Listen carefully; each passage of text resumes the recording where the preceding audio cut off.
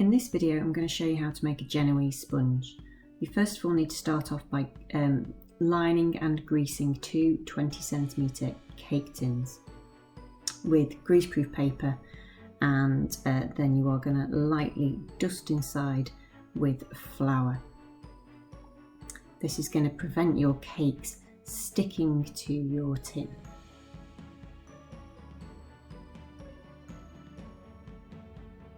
You need to make sure that your oven is preheated to 180 and gas mark 4.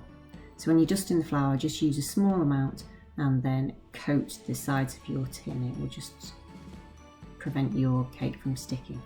You're then going to get your sugar and your eggs into a clean, grease-free bowl. So wipe it out with some lemon juice if need be. We're using caster sugar because it's fine, and then we are just looking at room temperature eggs. You're then going to put them on a pan of just lightly simmering water and you're going to whisk them.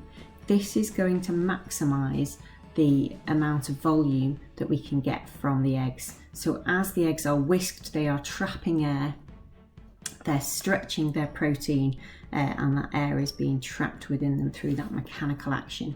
And we need to keep whisking for about 7 minutes until your mixture is trebled in volume, and you will leave a trail along the top for about the count of 3. Don't bang your beaters on the side of the bowl because you'll just end up knocking out air.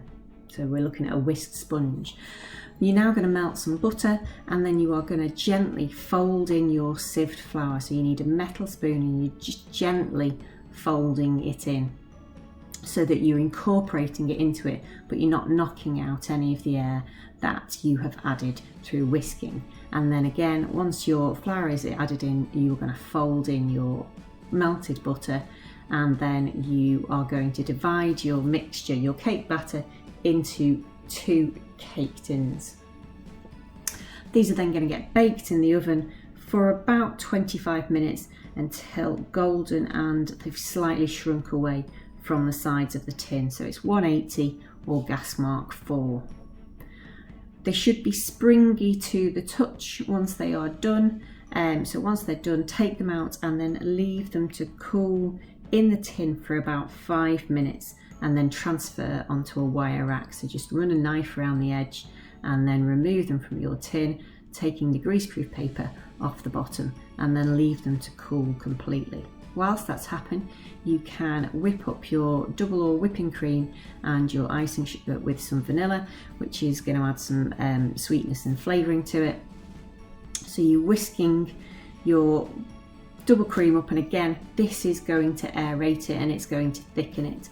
Be careful to not over whisk it, because otherwise you could end up with butter if you take it too far. So you're just keeping on checking to see that you get that soft peak stage where you lift your beaters out and the cream flops over. You then need to prepare your fruit, so make sure that you've washed your chosen fruit. So I'm just using some soft fruit, some strawberries, some blueberries and some blackberries. Hull your strawberries and then cut them so that you are going down from top to bottom.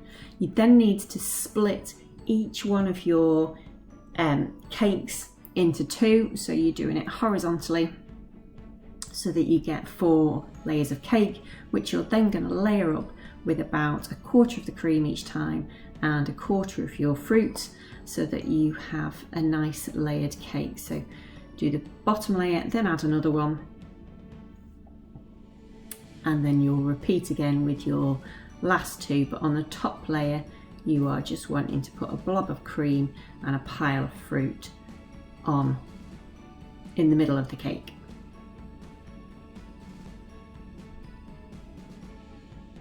Make sure that you cut your strawberries in the right direction so that you've got the best appearance possible. You're then going to finish off your cake by dusting it with some icing sugar, just to give it that finished look.